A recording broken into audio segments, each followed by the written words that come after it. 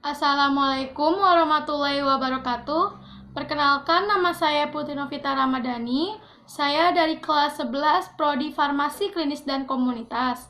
Di sini saya akan membahas tentang tugas khusus saya selama prakerin di rumah sakit yang berlangsung selama 3 minggu.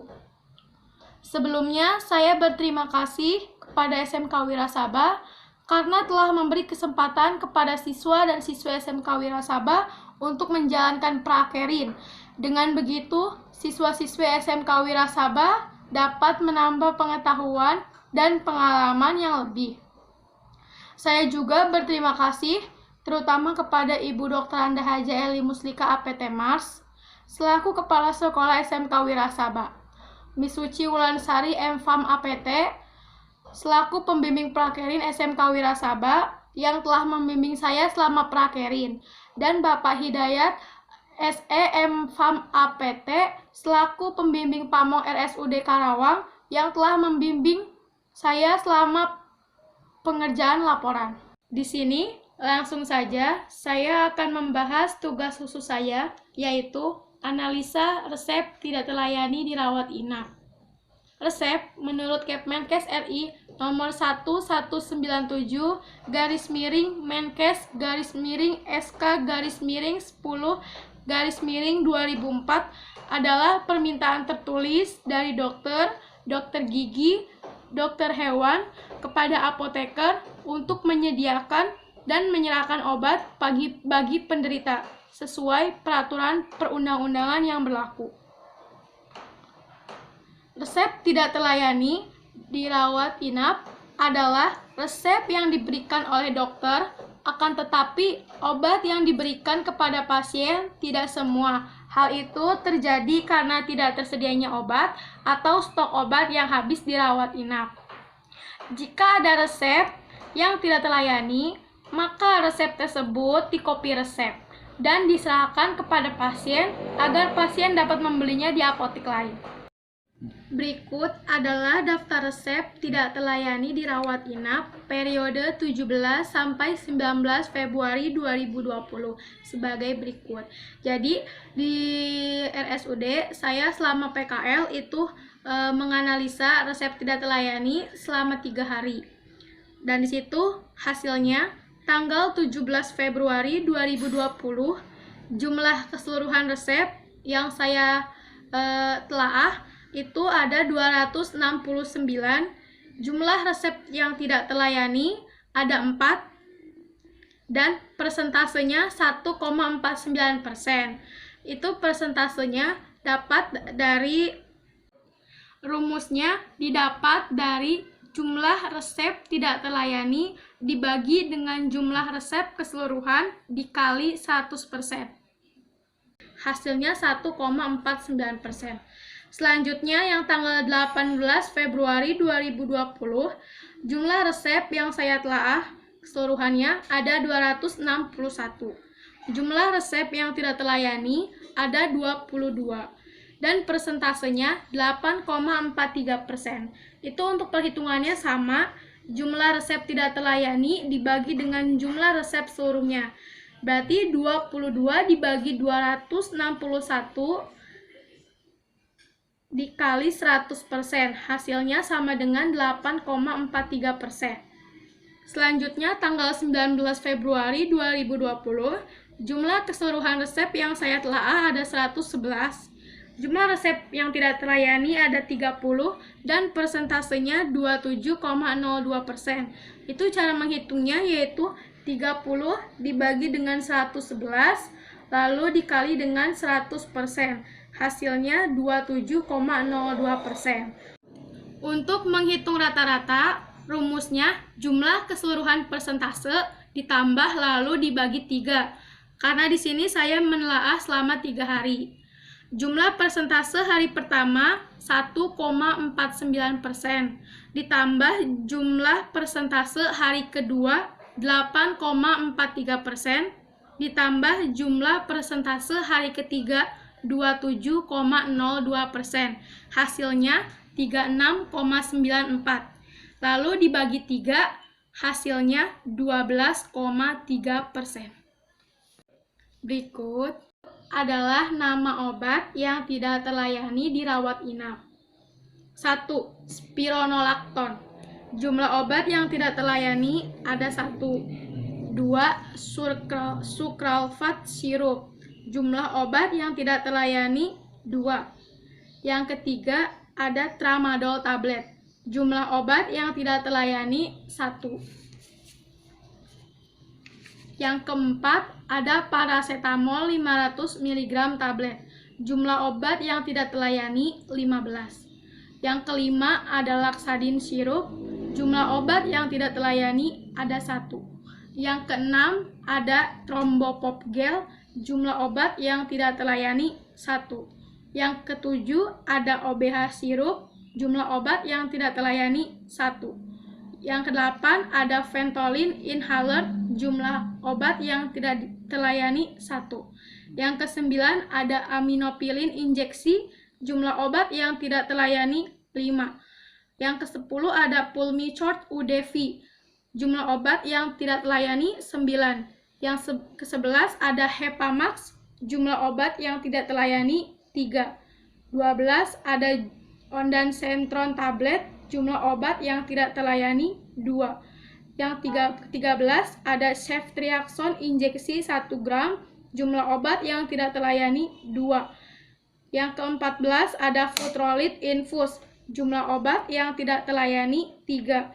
Yang ke-15 ada Sanadril sirup, jumlah obat yang tidak terlayani 1.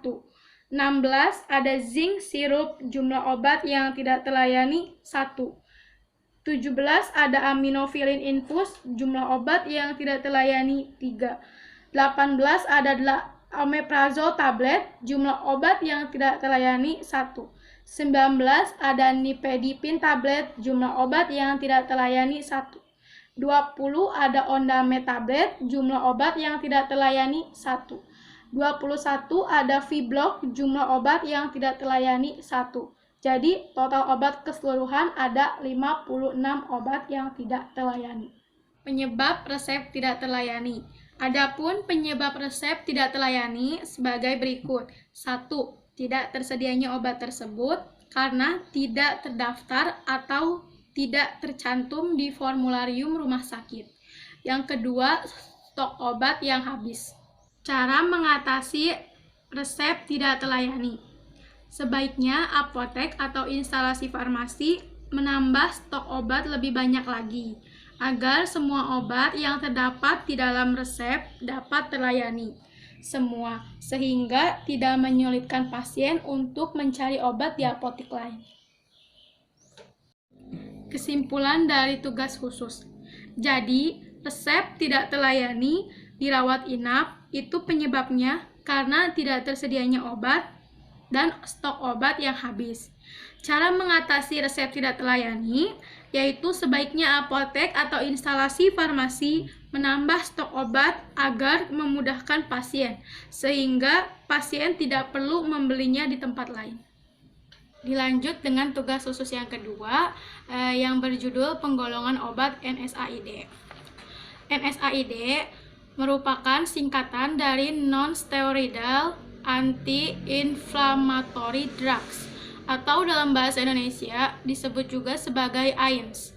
Anti-inflamasi non-steroid adalah suatu golongan obat yang digunakan untuk membantu meredakan peradangan atau rasa nyeri. Jenis-jenis obat golongan NSAID. 1. Ibuprofen dengan nama dagang Ibufen, Dolofen, Atrifen. Yang kedua, asam mefenamat dengan nama dagang Ponstan, Menfinal, Benostan. Yang ketiga ada diklofenak. Diklofenak dibagi menjadi 2, yaitu natrium diklofenak dengan nama dagang Voltaren dan kalium diklofenak dengan nama dagang Cataflam. Yang keempat ada piroxicam dengan nama dagang Veldene, Indene, dan Infeld. Yang kelima ada meloxicam dengan nama dagang Meloxin, Camelot. Yang keenam ada COX-2 inhibitor yang terdiri dari celecoxib, rofecoxib, dan etoricoxib. Yang ketiga, penggunaan obat golongan NSAID. Obat-obatan NSAID biasanya digunakan untuk mengatasi kondisi umum yang sering menjadi gejala berbagai penyakit, seperti demam, peradangan, dan nyeri. Beberapa penyakit yang gejalanya bisa diredakan dengan penggunaan obat golongan ini, antara lain artritis atau nyeri sendi, sakit kepala, sakit gigi, sakit punggung, dan nyeri haid. Yang keempat, cara kerja obat golongan NSAID. Saat rusak atau mengalami gangguan, jaringan tubuh akan mengeluarkan zat kimia yang disebut sebagai prostaglandin. Prostaglandin inilah penyebab membengkaknya jaringan dan yang mengirimkan sinyal elektrik ke otak, dan kemudian diterjemahkan sebagai rasa nyeri. Ketika dikonsumsi, obat golongan NSAID tersebut akan bekerja dengan menghambat efek dari enzim yang dinamakan COX-1 dan COX-2. Kedua enzim ini berperan memproduksi prostaglandin. Dengan menghambat kerja kedua enzim tersebut, obat NSAID juga menghalangi produksi prostaglandin, sehingga pembengkakan dan rasa nyeri di tubuh bisa berkurang. Yang kelima, efek samping penggunaan obat golongan NSAID. Sama seperti obat-obatan lainnya, obat golongan NSAID juga mempunyai efek samping yang mungkin muncul apabila dikonsumsi kurang tepat atau apabila pengguna memiliki kondisi tubuh tertentu. Beberapa efek samping yang mungkin muncul antara lain gangguan pencernaan, sakit kepala, tukak lambung, rasa ngantuk, dan alergi. Yang keenam, contoh obat golongan NSAID. 1. Asam mefenamat. Indikasinya nyeri ringan sampai sedang dan kondisi yang berhubungan dengan dismenor dan menoralgi. Kontraindikasi harus digunakan hati-hati pada usia lanjut, peradangan usus besar. Pada pengobatan jangka lama harus dilakukan tes darah. Efek samping mengantuk, diare, trombositopenia, anemia, dan kejang-kejang pada dosis yang berlebihan. Sediaannya kaplet salut enterik 250 mg dan 500 mg. Yang kedua, ibuprofen. Indikasinya nyeri dan radang pada penyakit reumatik dan gangguan otot rangka lainnya. Nyeri ringan sampai berat termasuk dismenoria, analgesik pasca bedah, nyeri dan demam pada anak-anak. Kontraindikasi, hati-hati pada pasien usia lanjut, gagal ginjal, payah jantung, pengidap tukak lambung aktif. Efek samping, gangguan saluran cerna, mual, muntah, diare, kadang-kadang pendarahan, dan tukak lambung. Sediaannya tablet 200 mg, 400 mg, dan 600 mg. Yang ketiga ada diclofenac. Indikasi nyeri dan radang pada penyakit reumatik, gangguan otot rangka, gout akut, dan nyeri pasca bedah. Kontraindikasi, hati-hati pada pasien usia lanjut, gagal ginjal, payah jantung, pengidap tukak lambung aktif. Efek samping, gangguan saluran cerna, mual, muntah, diare, kadang-kadang pendarahan, dan tukak lambung. Sediaan tablet 25 mg dan 50 mg. Yang keempat, phenylbutazone. Indikasi nyeri dan peradangan sedang sampai berat pada kasus reumatik dan gout akut.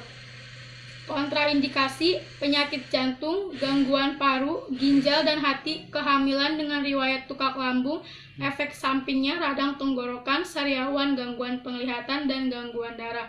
Sediaan tablet 200 mg. Yang kelima, piroxicam. Indikasi nyeri dan radang pada penyakit reumatik, gangguan obat rangka, gout akut. Kontraindikasi, penggunaan tidak dianjurkan untuk anak kecil. Efek samping, gangguan saluran cerna, tukak lambung, nyeri dapat timbul di tempat penyuntikan. Pemberian supositoria terkadang menyebabkan iritasi rektum. Sediaan piroxicam generik tablet 10 mg dan 20 mg. Yang keenam ada celecoxib. Indikasi untuk mengobati rasa sakit dan peradangan akibat osteoartritis, rheumatoid arthritis, ankylosing spondylitis, nyeri akut, nyeri haid, dan pereda nyeri pasca operasi. Kontraindikasi, pasien hipersensitivitas celecoxib, pasien dengan reaksi hipersensitivitas terhadap sulfonamid, pasien dengan riwayat asma, urtikaria, atau reaksi alergi setelah mengkonsumsi aspirin atau NSAID lainnya. Efek samping, mual, diare, kulit gatal, sakit tenggorokan, dan demam. Sediaan kapsul 100 mg dan 200 mg. 7. Rofecoxib. Indikasi untuk mengobati penyakit osteoartritis, radang sendi, haid, dan migrain. Kontraindikasi pasien hipersensitivitas, rofecoxib, pasien dengan riwayat asma, urtikaria, atau reaksi alergi setelah mengkonsumsi aspirin atau NSAID lainnya. Efek sampingnya mual, sakit kepala, diare, dan gagal ginjal. Sediaan tablet 25 mg. Etoricoxib, indikasi untuk mengobati rasa sakit dan peradangan akibat osteoartritis, rheumatoid arthritis, ankylosing spondylitis, dan radang sendi akibat penyakit asam urat. Kontraindikasi hipersensitivitas terhadap etoricoxib atau NSAID lainnya, peradangan pada usus, hipertensi yang tidak terkontrol, gangguan ginjal berat, dan gangguan hati berat. Efek samping, pusing dan sakit kepala, tekanan darah tinggi, jantung berdebar, gangguan pencernaan, dan reaksi alergi. Sediaan tablet salut selaput 60 mg, 90 mg, dan 120 mg. Jadi kesimpulannya yaitu NSAID atau non-steroidal anti-inflammatory drugs atau dalam bahasa Indonesia disebut juga sebagai AINS, antiinflamasi non-steroid, adalah suatu golongan obat yang digunakan untuk membantu meredakan peradangan atau rasa nyeri. Jenis-jenis obat golongan NSAID: 1. Ibuprofen dengan nama dagang Ibufen, Dolofen, Artrifen. 2. Asamefenamat dengan nama dagang Ponstan, Mevinal, Benostan. Yang ketiga ada diklofenak. Diklofenak dibagi dua, yaitu natrium diklofenak dengan nama dagang Voltaren dan kalium diklofenak dengan nama dagang Cataflax. Yang keempat ada piroxicam dengan nama dagang Veldene, Indene, dan Infrat. Yang kelima ada meloxicam dengan nama dagang Meloxin, Camelot. Yang keenam ada COX-2 inhibitor yang terdiri dari celecoxib, rofecoxib, dan etoricoxib. Penggunaan obat golongan NSAID yaitu digunakan untuk mengatasi kondisi umum yang sering menjadi gejala berbagai penyakit seperti demam, peradangan, dan nyeri. Cara kerja obat golongan NSAID yaitu ketika dikonsumsi, obat golongan NSAID tersebut akan bekerja dengan menghambat efek dari enzim yang dinamakan COX-1 dan COX-2. Kedua enzim ini berperan memproduksi prostaglandin. Dengan menghambat kerja kedua enzim tersebut, obat NSAID juga menghalangi produksi prostaglandin, sehingga pembengkakan dan rasa nyeri di tubuh bisa berkurang. Efek samping penggunaan obat golongan NSAID yaitu gangguan pencernaan, tukak lambung, sakit kepala, rasa ngantuk, dan alergi. Contoh obat golongan NSAID yaitu ada 1. Asamefenamat, 2. Ibuprofen, 3. Diklofenak, 4. Phenylbutazone, 5. Piroxicam, 6. Celecoxib, 7. Rofecoxib, dan 8 ada etoricoxib. Sekian dari saya, kurang lebihnya mohon maaf. Wassalamualaikum warahmatullahi wabarakatuh. Terima kasih.